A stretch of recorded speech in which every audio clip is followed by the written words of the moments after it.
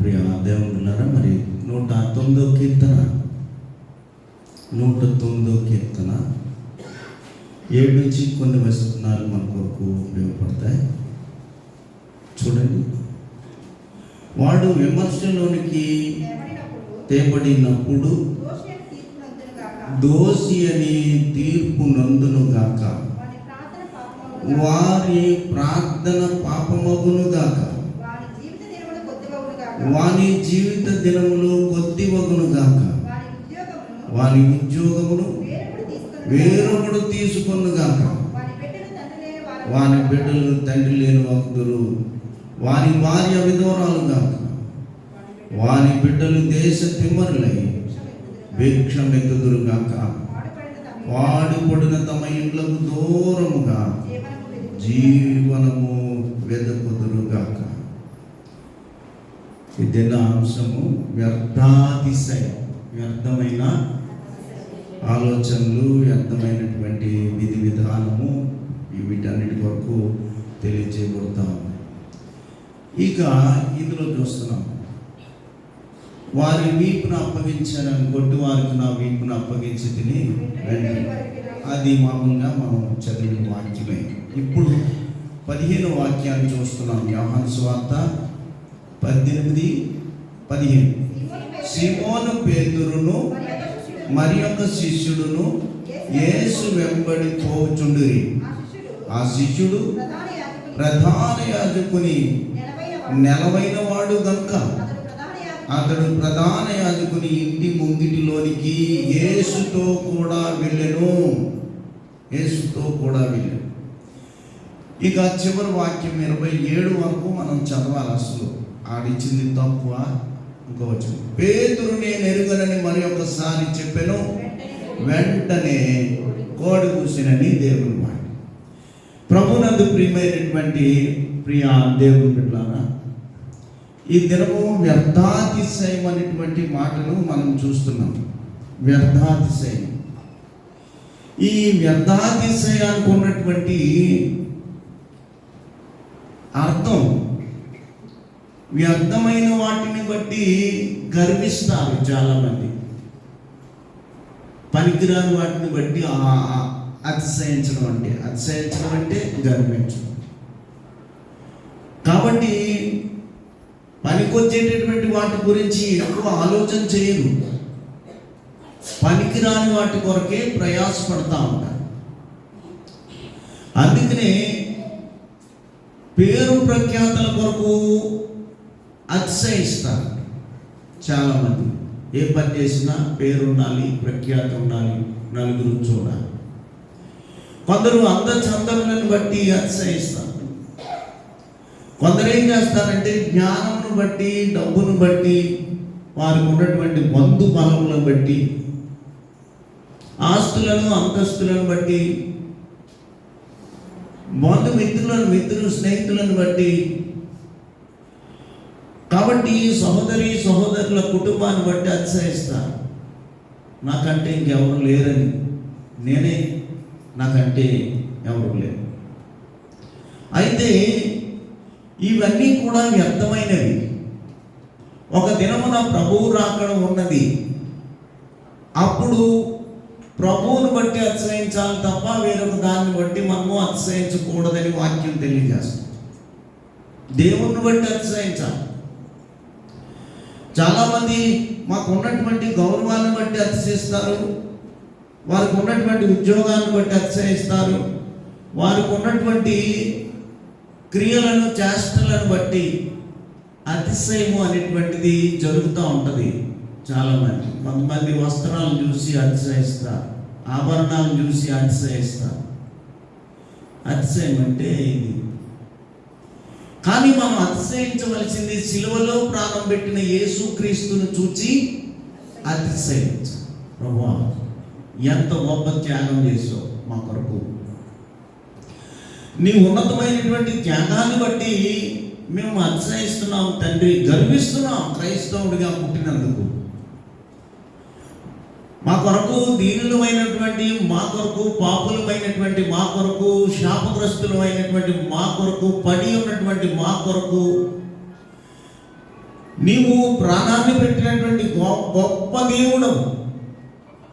అయితే మనం తెలుసుకోవాల్సింది దేని యందు అతిశయించాలి, దేని యందు కూడదు. దేనిని బట్టి అతిశయించాలి, దేనిని బట్టి అతిశయించకూడదు, గర్వించకూడదు.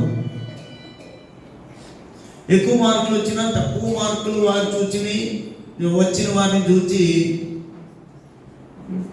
మనము ఓదార్పు మాటలు చెప్పేలా ఉండాలి. అతిశయించకూడదు. నేనే జ్ఞానిని, పిల్లలైనా పెద్దోళ్ళైనా. మనం చేసేటటువంటి ఉద్యోగమైనా, మనం చదివేటటువంటి చదువైనా, మనం నడిపించేటటువంటి కుటుంబమైనా, మనం నడిపించేటటువంటి సంఘమైనా, చేసేటటువంటి సేవ అయినా దేవునికి ఇష్టంగా చేయాలి. కానీ మనంతటా మనం గర్వించి మన కాళ్ళు ఎగరేసే స్థితి మనకు ఉంటుంది. ఎప్పటికప్పుడు ఎదిగే కొద్దీ ఒదిగి ఉండాలి. ఇది క్రైస్తవ లక్షణం.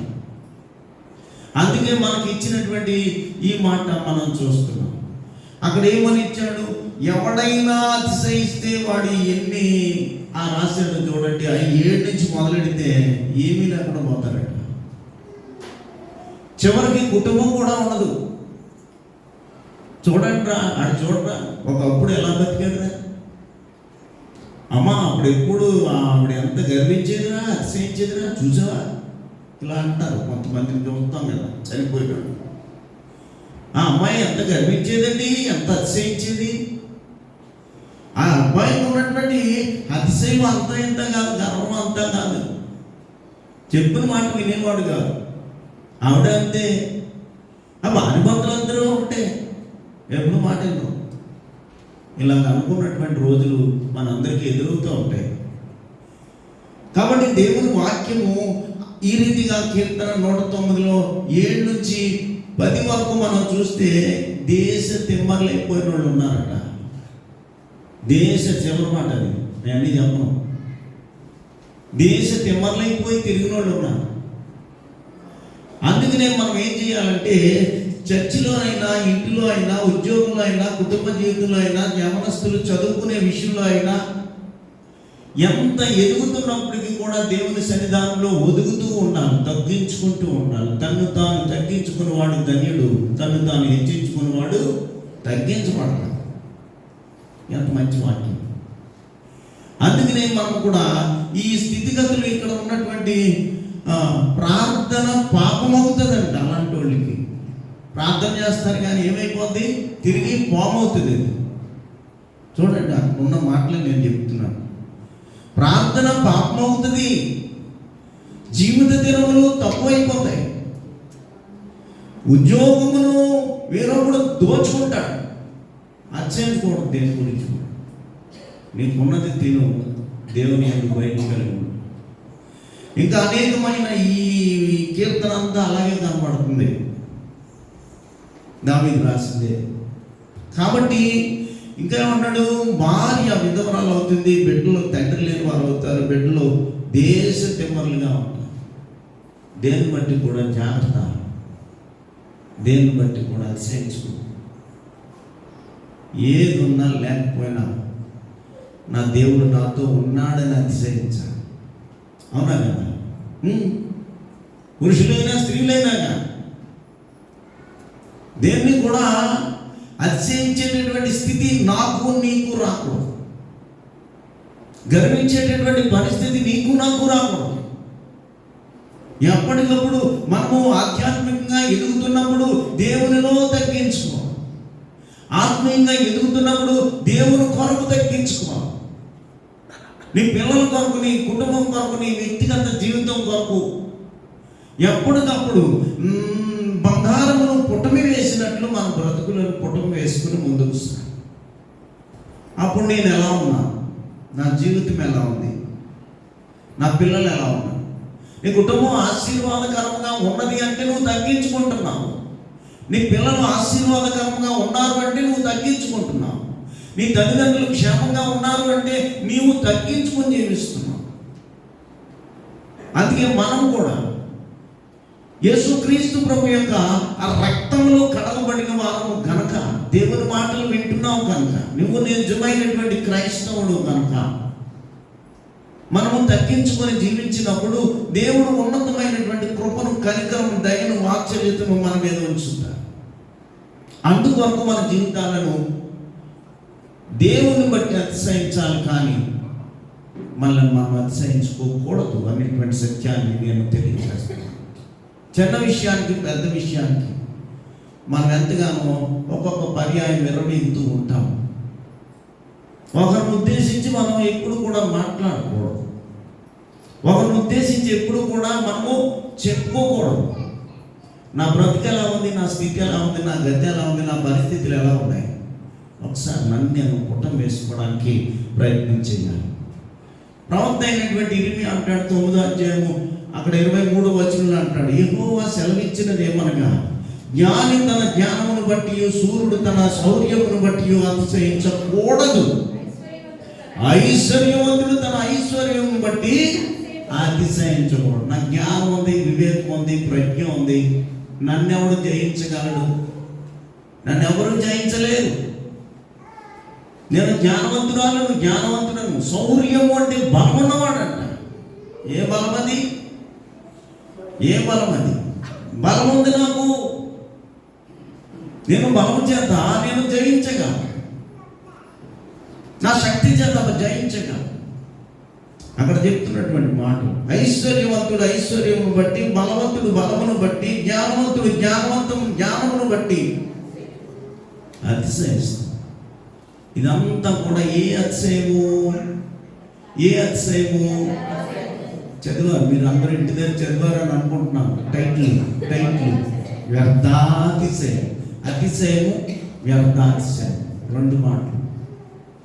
కాబట్టి ఏ రీతిగా ఉండాలి అంటే దేవునిలో విధేయత కలిగి మనల్ని మనం తగ్గించుకునే వారిగా.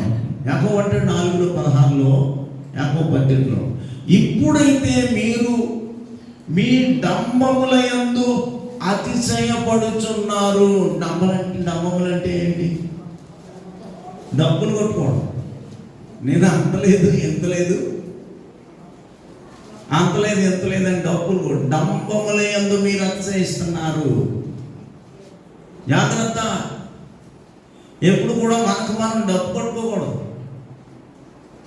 వెళ్తున్నప్పుడు వస్తున్నప్పుడు ఎవరో ఒకరు నీ కొరకు మంచిగా చెప్పుకోవాలి, కానీ నీకు నువ్వు చెప్పుకుని నీకున్నటువంటి ఆ శ్రేష్టమైనటువంటి స్థితి నుంచి దిగజారిపోకూడదు. ఎవరో చెప్పు, వాళ్ళు ఎవరన్నా నా గురించి అన్నారనుకో, అది గొప్ప విషయం, సంతోషించు. కానీ నీకు నువ్వు డబ్బులు కొట్టుకుంటావు. ఇప్పుడు జరుగుతున్నది అదేనంట. ఈయన మాట్లాడుతున్నటువంటి మాట, ఇప్పుడైతే మీరు మీ డంబముల యందు అతిశయించుతున్నారు. అప్పుడు చెప్పేసుకుంటున్నారంట. ఎందుకు మనకి వ్యర్థాతిశయం ఈ దినము మనకి ఇచ్చినటువంటి వాక్యం. కాబట్టి మనము ఒకరినొకరు వివాదములకు పోకూడదు. గలతీ పత్రిక 5వ అధ్యాయంలో 26వ వచనం, ఒకరికొకరు వివాదములు రేపకయు, ఒకరి యందొకరు అసూయ పడకయు,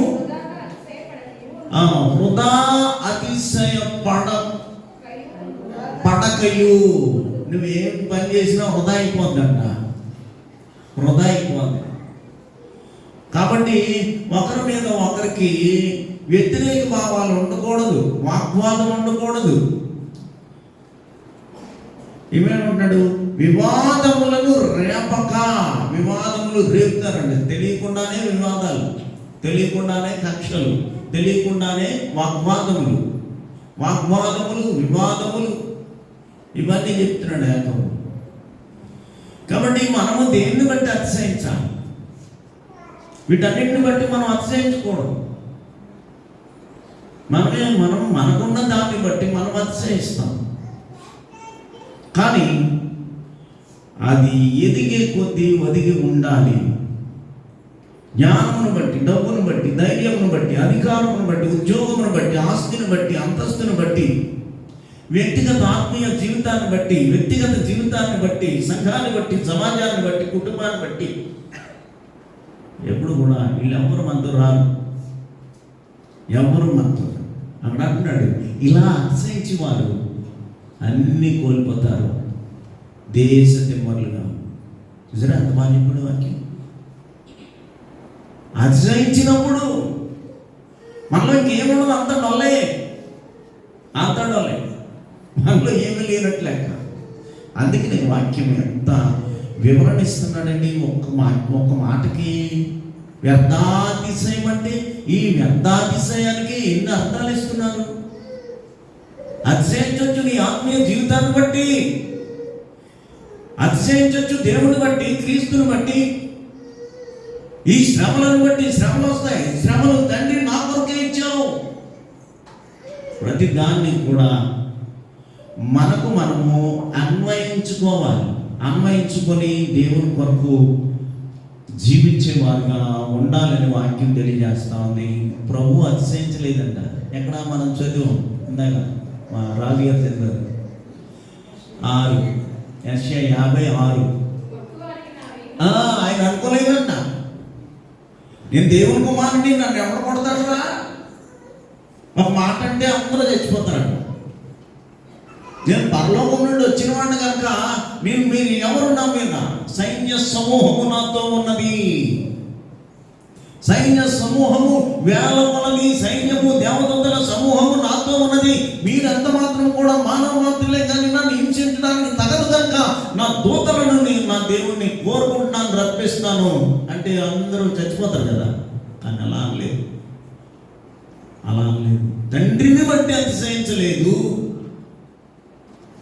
తన వ్యక్తిగత జీవితాన్ని బట్టి అతిశయించలేదు. మానవుల రక్షణార్థమై తన్ను తాను మనకు అప్పగించుకున్నాడు. సిలువకు సిలువను బట్టి అతిశయించాడు. మేము కూడా మనలను మనం అతిశయించాం. తండ్రి ఈ గొప్ప జీవితాన్ని నాకు ఇచ్చావు, కుటుంబంగా మేము అందరం కూడుకొని నేను స్తుతించే భాగ్యాన్ని నాకు ఇచ్చావు తండ్రి. చూసారా, కొట్టువారికి ఇచ్చేసాడంట, వీపు ఇచ్చాడు, వెంట్రుకలు పెరిగిన వారికి గడ్డం ఇచ్చాడు. మొహం అంతా చూస్తే ఎలా అయిపోయింది, చెక్కుముకు రాయడం. తన్ను తాను తగ్గించు. నా తండ్రి ఉన్నాడు, నా దేవదూతల సమూహం ఉన్నది, వారిని బట్టి నేను అతిశయిస్తే వాళ్ళందరూ కూడా వచ్చేస్తారు. తండ్రి ఒక దేవదేవుడు ఒక మాట అంటే ఆ మాటకి సమస్తము కూడా అక్కడ శ్మశానంగా మారిపోతుంది. నీకు సర్వసృష్టిని కలుగజేసిన వాడు, మానవాలను కలుగజేసిన వాడు, వృక్షజాలను కలుగజేసిన వాడు, జంతుజాలను కలుగజేసిన వాడు, పక్షిజాలను కలుగజేసిన వాడు, సృష్టిని కలుగజేసిన వాడికి హింసించి వారిని కొట్టడం ఎంత, బాధించడం ఎంత. కానీ తనకు వచ్చే శ్రమను బట్టి అతిశయించాడు. కానీ తనకున్న దూతలను బట్టి కానీ దేవదేవుని బట్టి కానీ అతిశయించలేదు. మూవేరు వారికి ఆయన అమ్మవారపరచు వారికి, వెంట్రుకలు పెరుగు వారికి, వారి చెంపల పెరుగు వారికి ఆయన అప్పగించుకున్నాడు. ముఖాన్ని దాచుకోండి. దావీదు అంటాడు, చూడండి 27 దావీదు అంటాడు, ఒక మాటను తెలియజేస్తాడు ఆయన.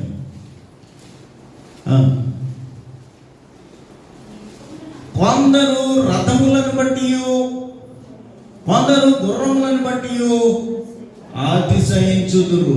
మనమైతే మన దేవుడైన యెహోవాను బట్టి, తండ్రి అయినటువంటి దేవుని బట్టి, తండ్రి అయినటువంటి సర్వ సృష్టికర్తను బట్టి మనం అతిశయిస్తున్నాము. దేవుని బట్టి అతిశయించాలి. మొట్టమొదటి మాట, ఒకటో మాట, దేవుని బట్టి అతిశయించాలి మనం. ఇదే వాక్యం. ఈ వ్యర్థాతిశయములకు పోకుండా, వ్యర్థాతిశయాలు ఒకటి చూడండి, ఈ బయట మత్తు పదార్థాలు, ఈ బీడీలు, సిగరెట్లు బట్టి ఒకటి అతిశయిస్తాడు, తాగుడిని బట్టి ఒకటి అతిశయిస్తాడు. అవునా కాదండి? ఇదే నా సర్వస్వం అనుకుంటారు. తర్వాత దొంగతనం, వ్యభిచారం, 10 ఆజ్ఞలు కొన్ని ఉన్నాయి, వాటిని బట్టి కొంతమంది అతిశయిస్తారు. అదే చెప్తున్నాడు దావీదు, కొందరు రథములను బట్టి, కొందరు గుర్రములను బట్టి, మేమైతే దేవుణ్ణి బట్టి అతిశయిస్తున్నాం. వ్యర్థాతిశయం ఈ దినం. కాబట్టి మనం ఏ అతిశయం ఉండాలి? దేవుని బట్టి అతిశయం ఉండాలి. ఒక అతిశయం ఏంటి? దేవుని బట్టి. దేవుని బట్టి, దేవా నాతో ఉన్నావు, నా పిల్లలతో ఉన్నావు, నా కుటుంబంతో, నా సంఘంతో ఉన్నావు, నా సహచరులతో ఉన్నావు, నా స్నేహితుతో ఉన్నావు, నా బంధుమిత్రుడితో ఉన్నావు, నా అన్నదమ్ములకు, అక్కజల్లులకు, సమస్త రక్త సంబంధులకు, నా తల్లిదండ్రులైన వారికి అంతా నీవే. నిన్ను బట్టి నేను అతిశయిస్తున్నాను. నిన్ను బట్టి అంతకన్నా ఏం లేదు.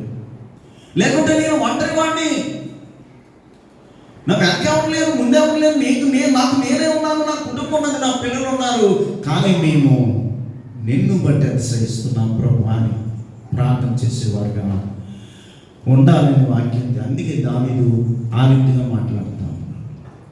అంటే పౌలు కూడా నాకు కలిగిన ప్రత్యక్షతలను బట్టి నేను అతిశయిస్తున్నాను అంటాడు. ఆయనకి ఏం కలిగిందండి? ఒకసారి ఏం కలిగింది? వెళ్తున్నాడు గుర్రం మీద, మధ్యాకాశంలోనికి వచ్చాడు దేవుడు. సౌలా సౌలా నీవు నా మీద హింసించుతున్నావు అని అడుగుతాడు.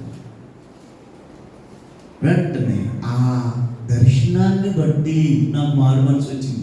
ఆ దర్శనాన్ని బట్టి నాకు పశ్చాత్తాపం వచ్చింది. ఆ దర్శనాన్ని బట్టి నేను ప్రభువు కొరకు ఒక సాక్షిగా మిగిలాను.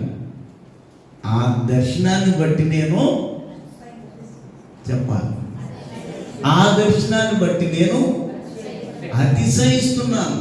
నాకు వ్యర్థాతిశయం లేదు. వ్యర్థంగా నేను ఏది ఆలోచించను, ఏది చెయ్యను, ఏది కూడా మాట్లాడను, ఏది నడువను, వినను. మీకు తెలుసు లేదు, పార్కులో 3 కోతులు ఉంటాయి. వెళ్ళారా లేదా? మా తమ్ముడు కొడుకుని తీసుకెళ్తే ఇంటికి వచ్చాక కోతులు ఎలా చెవులు మూసుకున్నారా అంటే 2 చెవులు మూసేస్తున్నాడు. నోరు ఎలా మూస్తుందిరా అంటే ఇలా మూసాను. కళ్ళు ఎలా మూస్తున్నాయి అంటే ఇలా. అంటే ఈ 3టికి మీకు అర్థం తెలుసు కదా. చెడు చూడకు, చెడు వినకు, చెడు చూడకు, చెడు వినకు, చెడు. ఈ కోతులు 3 నోరు, కళ్ళు, ముక్కుగా అవన్నీ మూసేసుకుంటాయి. వాటికి ఉన్న జ్ఞానం బాగా కరెంట్ ఎట్టేసి ఉంటాడు వాటికి. కోతి నాట్యం మనకు తెలిసిందే కదా, అక్కడికి ఎగురుతాయి, ఇక్కడికి ఎగురుతాయి. మీకు ఆల్రెడీ ఒకసారి చెప్పాను. నెంబర్ 1 ఉపవాసం చేయాలనుకుని ముందే వంట చేసుకుని చక్కగా ఇంట్లో దాచుకుని సగం దూరం వచ్చి, అయ్యో పాస్టర్ గారు అప్పుడు దాకా ఉంటామండి, 2 అయిపోద్ది, 3 అయిపోద్ది, సగం తినేసి కొద్దిగా తిని వెళ్దామని ఒక వంతు తినేసింది. మళ్ళీ సగం దూరం వచ్చి సగం తినేసి వెళ్దాం, సగం దాచుకొచ్చి వచ్చాను తినొచ్చు. కొద్ది యొక్క దాని యొక్క యాసాలు మనకు తెలుసు కదా. వెళ్ళింది, అయ్యో ఇంకా సగం ఉండిపోయింది. ఆయన ఎప్పుడు ఉంటుందో ఏంటో, టైం దాటిపోతుంది ఈ మధ్యకాలంలో. మొత్తం తినేద్దామని తినేసింది. వెళ్ళి కడుపు నిండా ఉపవాసం అంటారు.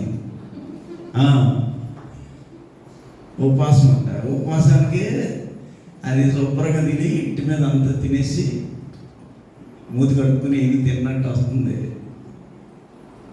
వచ్చి మాస్టర్ గారు ప్రసంగం చేస్తున్నారు. ఇది సంసారానికి ఎక్కడ కూర్చుంటుంది? కింద చెట్టు మీద కూర్చుంది. కూర్చుంటే మరి సరసాధారణ మనకు కూడా అంతే కదా. అన్నం తిన్న వెంటనే వస్తుంది, నిద్ర వస్తుంది. పైకి కూర్చుంది. మాస్టర్ గారు చెప్పే ప్రతి వాక్యం వింటుంది. కొనుబాట్లు వచ్చాయి. కొనుబాట్లు వచ్చిన తర్వాత ఏమవుతుంది? ఆ కొమ్మ మీద నుంచి కింద కొమ్మ మీద పడ్డదంటే ఆ కోపం నడుము విరిగిపోయింది. ఎంత ఉపవాసం, ఎంత పని చేసింది. బాధపడుతుంది. అయ్యో నేను ఆ మొదటే తీర్మానం చేసుకున్నాను, ఆ తీర్మానాన్ని నేను పాటించలేకపోయాను. నేను ఫస్ట్ డే తీర్మానం చేసుకున్నాను, ఈ 40 దినాలు కూడా శ్రేష్టమైనటువంటి ప్రార్థనకి వెళ్ళాలి, నేను ఉపవాసం ఉండాలి, 1 పూటైనా ఉండాలి, 2 పూటలైనా ఉండాలి. కానీ తెలిసింది దెబ్బ తగిలిన తర్వాత మరి పడిపోయింది కదా. వెంటనే నిజమే, ఒకవేళ అలా ఉంటే మరి ఈ కోతులకైతే చెడు వినకూడదు, చెడు మాట్లాడకూడదు, చెడు చూడకూడదని బాగా కరెంట్ షాక్ పెట్టుంటాడు. అలవాటు అయిపోయింది అన్నిటికి. కరెంట్ షాక్ పెట్టుంటాడు దేవుని వాక్యంతో.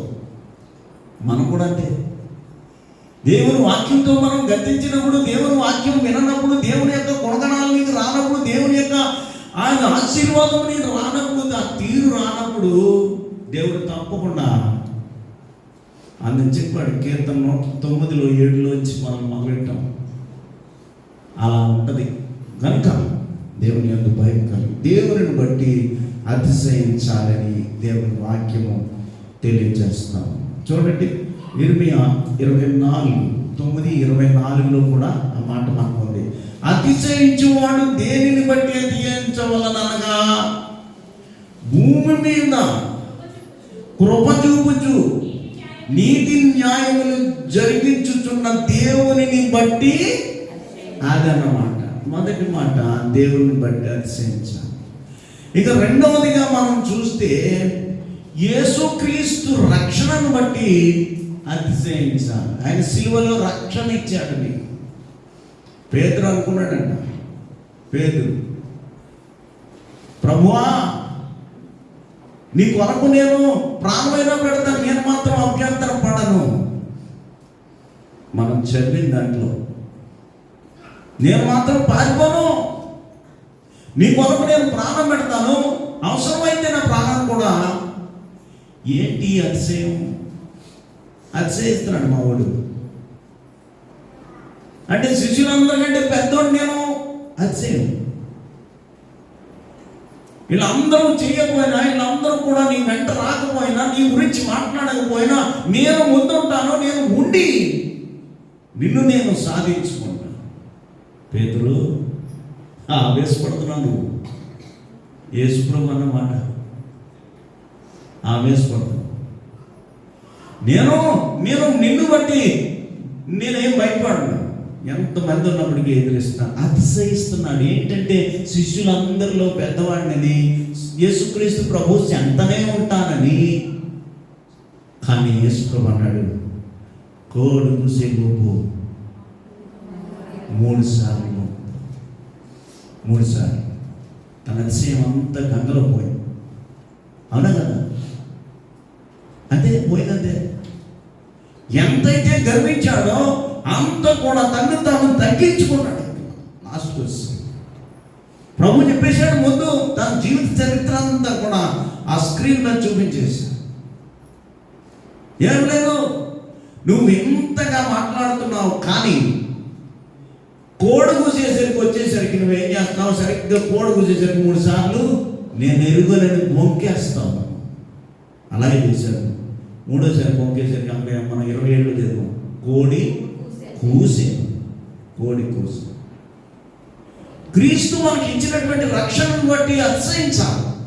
యేసుక్రీస్తు ప్రభు ఇచ్చిన ఈ రక్షణను బట్టి మనము అతిశయించే వారిగా ఉండాలి. గలతీ పత్రిక 6:14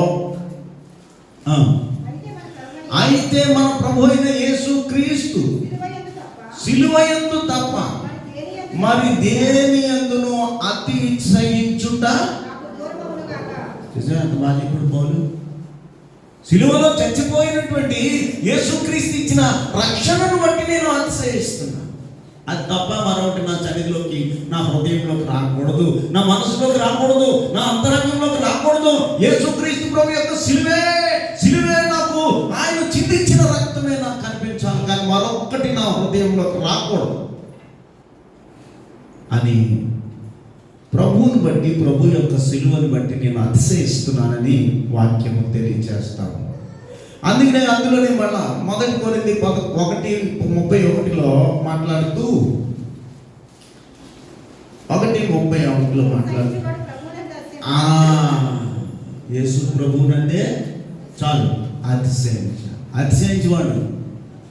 నాకు తోడు క్రీస్తున్నాడు రా గర్వం. ఆ గర్వం మనకు అలా ఉండాలి. నా తోడు యేసు ప్రభు ఉన్నాడు. నా కుటుంబానికి నేను ఈ రోజు బయటకు వచ్చానంటే నా ఇంటి అంతా నా దేవుడు, నా క్రీస్తు నా తోడున్నాడు. ఆఫీస్కి వెళ్తే నా తోడున్నాడు. ఎగ్జామ్స్కి వెళ్తే, పిల్లల ఎగ్జామ్స్కి వెళ్తే దేవుడు తోడుంటాడు.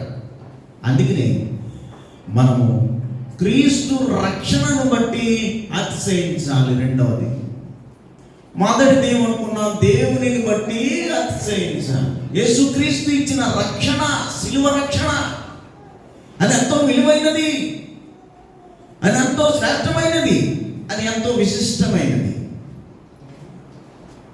అందుకనే ఆయన ఇచ్చినటువంటి రక్షణను బట్టి మనము అతిశయించే వారిగా ఉండాలని దేవుని వాక్యం తెలియజేస్తా ఉంది. ఇక మూడవదిగా శ్రమలను బట్టి అతిశయించాలి. మనకు వచ్చిన శ్రమలు, ప్రభువా ఈ శ్రమ వచ్చిందంటే అంతా నేను ఓర్పు కలిగి ఉంటాను తండ్రి, నేను మాట జారిపోను, నా ప్రవర్తన మారిపోదు, నా మాట తీరు కానీ, నా ప్రవర్తన కానీ, నా క్రియలు కానీ, నా చేష్టలు కానీ ఎంత మాత్రం కూడా మారిపోవు తండ్రి. నాకు వచ్చిన శ్రమను బట్టి నేను అతిశయిస్తున్నాను. మూడు మాటలు. ఒకటి, రెండు, మూడోది మనకు వచ్చిన శ్రమలను బట్టి మనం అతిశయించాలి. యేసుక్రీస్తులో ఉంటే శ్రమలు వస్తాయి, ప్రాణం పోయినంతగా వేదన వస్తుంది, దుఃఖం వస్తుంది, కన్నీళ్ళు వస్తాయి. యేసుక్రీస్తు ప్రభువును కలిగిన ప్రతి వాడికి కూడా శ్రమలు అనేవి శాశ్వతంగా ఉంటాయి. కానీ పుటమి వేయబడిన బంగారం వలె నీవు నేను ఉండాలి. ప్రభువులో ఉన్న ప్రతి వాడికి కూడా శ్రమలు అనేవి సేవకులు ఉన్నాయి, విశ్వాసులు ఉన్నాయి. ఎవరైనప్పటికీ కూడా క్రీస్తును అంగీకరించిన ప్రతి వాడికి శ్రమ వస్తుంది. శ్రమను బట్టి అతిశయించాలి. ఒకటి, దేవుని బట్టి అతిశయిస్తే, క్రీస్తు ఇచ్చిన రక్షణను బట్టి నువ్వు అతిశయిస్తే. మూడవదిగా శ్రమలు వస్తాయి. నీకు నాకు మనకు వచ్చిన శ్రమలను బట్టి అతిశయించాలని వాక్యం తెలియజేస్తా ఉంది. రోమపత్రిక 5:2 మరియు ఆయన ద్వారా మనము విశ్వాసము వలన ఈ కృపయందు ప్రవేశము గలవారమై అందులో నిలిచి ఉండి దేవుని మహిమను గురించి నిరీక్షణను బట్టి అతిశయించాలి. శ్రమ వస్తే దేవా నీవు ఇచ్చినటువంటి కృపను బట్టి, ఈ యొక్క ఆశీర్వాదమును బట్టి నా కొరకు సిలువలో మరణించావు కాబట్టి అన్ని ఎన్నో ముళ్ళ కిరీటం ముళ్ళు ఉన్నాయి, చేతులలో మేకులు ఉన్నాయి, కాళ్ళలో మేకులు ఉన్నాయి, పక్కలో ఈ బళ్ళెంపు పోటు ఉన్నది. నీవు పొందిన శ్రమల కంటే నాకు వచ్చిన శ్రమలు ఏమి పెద్ద గొప్పగా తండ్రి. నీవు ఇచ్చిన నిరీక్షణను బట్టి నేను సంతోషిస్తున్నాను. నా శ్రమలో నన్ను కాపాడు, నా శ్రమలో నన్ను కనికరించు, నా శ్రమలో నీ కృపా కనికరమును నా వెంట ఉంచు ప్రభు అని ప్రార్థించేవారుగా ఉండాలి. చివరిగా 2 కొరింథీ పత్రిక 11:30 అతిశయ పడవలసినది నేను నా బలహీనత విషయమైన సంగతులను గూర్చియే. పౌలు గారు అంటున్న మాటలండి ఇవి. నాకు ఎప్పుడైతే బలహీనలు వచ్చాయో అప్పుడే నేను బలవంతుడను, నా బలహీనతలను బట్టి నేను బలవంతుడను, నా బలహీనతలను బట్టి నేను ఐశ్వర్యవంతుడను, నా బలహీనతలను బట్టి నా దేవునిలో నేను గొప్పవాడను, నా క్రీస్తు ఇచ్చిన రక్షణలో నేను గొప్పవాడను, నా శ్రమలను బట్టి నేను అతిశయిస్తున్నానని వాక్యంలో పరిశుద్ధుడైన పౌలు తెలియజేస్తాం. కాబట్టి మనం ఎలా ఉన్నాం? దేవుని బట్టి అతిశయిస్తున్నావా? క్రీస్తు ఇచ్చిన రక్షణను బట్టి అతిశయిస్తున్నావా? నీకు వచ్చిన శ్రమలు వస్తే పక్కలు చెప్పేస్తాం, వెనకాలు చెప్పేస్తాం, ముందోళ్ళు చెప్పేస్తాం, దేవునికి చెప్పం. శ్రమ వచ్చిందనుకోండి, ఎవరు చెప్పం మనం? అసలు కలుగు చేసినోడు ఆయనే, ఆ శ్రమ తీసేసేవాడు కూడా క్రీస్తే, యేసే. అందుకనే నీ శ్రమను గూర్చిన వార్త క్రీస్తు అందాలి. నీ శ్రమను గూర్చిన వార్త, నీ కన్నీరును గూర్చిన వార్త క్రీస్తు అందాలి. ఎన్నో వ్యర్థాతిశయములను బట్టి అతిశయిస్తామా? ఆయన అతిశయించలేదా?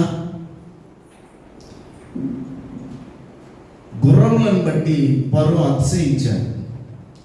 అదే రీతిగా కొంతమంది అతిశయించినటువంటి సంగతులు మనకు గెహజీ అతిశయించాడు కదా, గెహజీ అతిశయించాడు.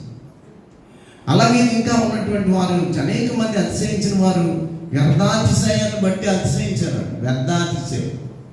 అలాగే సైనికుడు ఆఖాను వ్యర్థాతిశయం, డబ్బుల కోసం.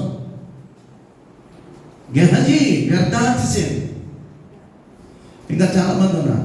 అననీయ సప్పేరా ఇలా చెప్పుకుంటూ పోతే చాలా ఉంటాయి. కనుక దేవుని బిడ్డలారా, మనము దేవుని యందు అతిశయిద్దాం, యేసు రక్తంలో అతిశయిద్దాం, రక్షణలో అతిశయిద్దాం. మూడోది, ఈ రీతిగా దేవునిలో ఉండాలి, దేవుని కొరకు జీవించాలి. దేవా, నీ కృపను, నీ కనికరమును, నీ దయను, నీ వాత్సల్యతను నా మీద ఉంచి నిత్యము మమ్మల్ని కనికరించి ప్రభువా అని ప్రార్థించేవారుగా ఉండాలి. ఒక అతిశయము ఈ పక్కలు చెప్తారు. మణి చెప్పు. దేవుని యందు అతిశయం, యేసు రక్షణలో అతిశయం. 3, శ్రమల్లో మనకున్న శ్రమను బట్టి అతిశయించాలి. ఈ 3 విషయాలు. కల్వరి గిరి చేరు మనస, 222 పాట. ఆంధ్రప్రదేశ్తో కీర్తన 202. కల్వరి గిరి చేరు మనస, సిల్వా సరస. కల్వరి గిరి చేరు మనస, సిల్వా సరస. కల్వరి గిరి చేరు మనస, సిలువ పైన చూడువదేమి శ్రీకరుడు ప్రభు యేసు స్వామి. సిలువ పైన చూడు అదేమి శ్రీకరుడు శ్రీ యేసు స్వామి. తలను మొండ కిరీటం వదేమి తరచి చూడుమి. కల్వరి గిరి చేరు మనస, పాపమేమి చేసి ఎరుగవు పావన పరమా దేవుడవు. పాపమేమి చేసి ఎరుగవు పావన పరమా దేవుడవు. ఓ పరాత్పర నీకేమి ఎంత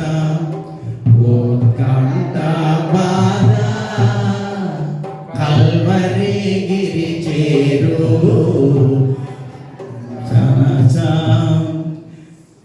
స్వామి మాకై పోట పడను, ప్రేమయే కారణము నిజము. స్వామి మాకై పోట పడను, ప్రేమయే కారణము నిజము. భూమి అది గుర్తింపగా నిమ్ము, పూర్ణుండ దేవా. కల్వరి గిరి చేరు మనస, సిలువ తరిగా కర్షించుము బలుడును ఘోరా పాపిని.